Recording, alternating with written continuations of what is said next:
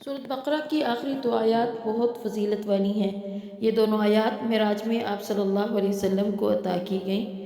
हदीस में आता है कि नबी करीम सल्लल्लाहु अलैहि वसल्लम ने फरमाया, जो शख्स ये दोनों आयत रात के वक्त पढ़ेगा तो ये दोनों इसको काफ़ी होंगी। अऊज़ु बिल्लाहि मिनश शैतानिर रजीम। बिस्मिल्लाहिर रहमानिर रहीम।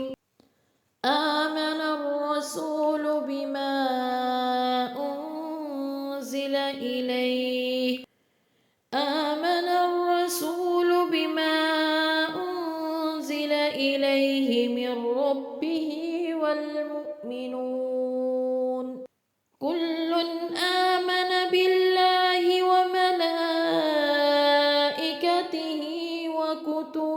وكتبه ورسله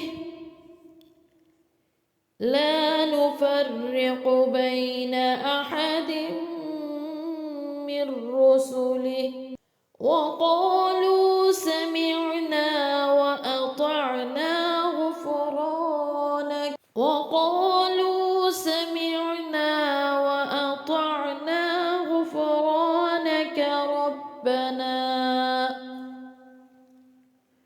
غفرانك ربنا وإليك المصير.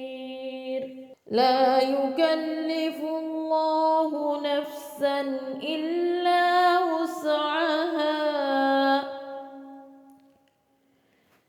لها ما كسبت وعليها ما اكتسبت ربنا لا تؤاخذنا إن نسينا أو أخطأنا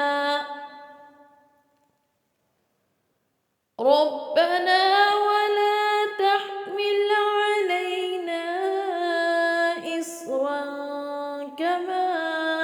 إصرا كما حملته على الذين من قبلنا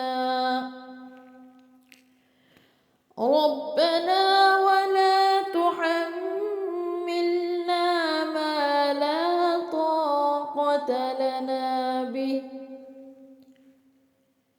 واعف عنا واغفر لنا وارحمنا أنت مولانا فانصرنا على القوم الكافرين.